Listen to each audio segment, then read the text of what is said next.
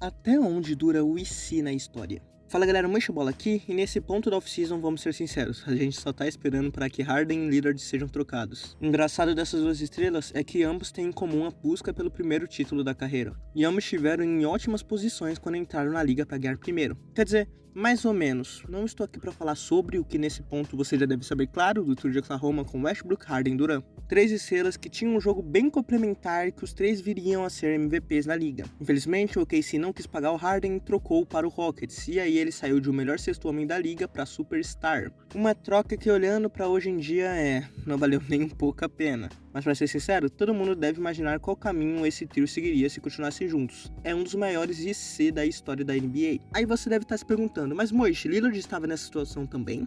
Aí que entra o trágico na história. Lillard é reconhecido muito como a estrela que gastou seu auge em um time que nunca teve a oportunidade de competir. Mas e se eu te dissesse que ele teve azar até antes mesmo de entrar na liga? A dinastia que nunca foi em Portland e que talvez pudesse até ganhar dos Warriors do Kevin Durant? Não, ok, eu admito que nisso eu exagerei. Mas era um excelente time, tá? Que pode mostrar o quão trágico e o quanto uma lesão pode afetar o destino até mesmo de pessoas que nem na liga estavam naquela hora. Damian Lillard em 2012 é draftado como a sexta escolha geral do draft, no que era originalmente uma escolha do Brooklyn Nets. Dame caiu no colo dos Blazers e foi ótimo logo de cara, fazendo 19 pontos e 6 assistências por jogo, levando o prêmio de novato do ano. Os Blazers na época, porém, eram liderados por LaMarcus Aldridge, um ala pivô que terminou a carreira 7 vezes All-Star, que faria uma dupla interessante com Lillard. LaMarcus era um jogador capaz de fazer 20 pontos por jogo, o que na época era bem mais significativo do que hoje. Aldridge saiu de Portland para Santo Antônio de graça, justamente no ano que esse CJ McCollum decidiu virar um bom jogador, que de novo mostra o azar desses jogadores. Agora vamos falar de Brandon Roy. Esse dói. Roy, assim como Dame, foi draftado com a sexta escolha do draft e acabou em Portland.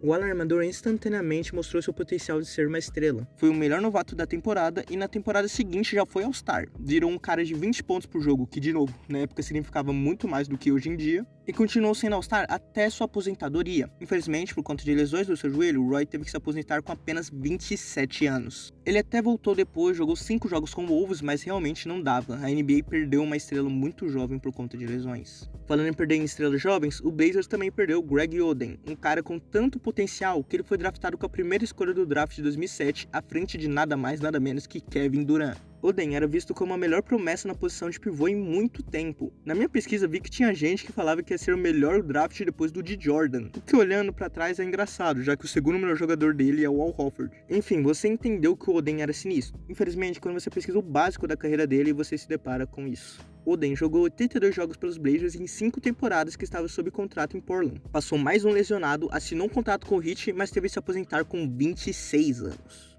Então os Blazers realmente tinham 3 All-Star e um cara que podia muito bem chegar a esse nível se não fosse as lesões. E todos em posições e papéis diferentes. Eu ia até falar sobre CJ McCollum nesse time porque ele foi draftado no ano logo após de Dame, mas acho que seria uma ginástica mental muito grande pensar que esses 4 caras saudáveis iam ficar com a 10ª escolha e ainda por cima draftar um armador/alarmador, onde joga os 2 melhores jogadores deles. O caso de Portland não é tão falado como outros possíveis grandes times que não aconteceram ou se desfizeram. E mostra na prática algo que venho falando muitas vezes aqui no canal. O IC é muito usado para defender ou rebaixar jogadores. Ah, mas e se X jogador tivesse mais ajuda? Ah, mas se X não estivesse lesionado, o time dele ganharia. Ah, mas e se? E pra ser totalmente sincero com você, eu acho divertido discutir esses cenários e acho válido. Porém, não podemos esquecer que é uma hipótese. No final das contas, o IC é esquecido. E o que fica é o que aconteceu. Mas dane-se, quantos títulos você acha que Portland ganharia? Comenta aí, se inscreve, dá like, compartilha e até mais.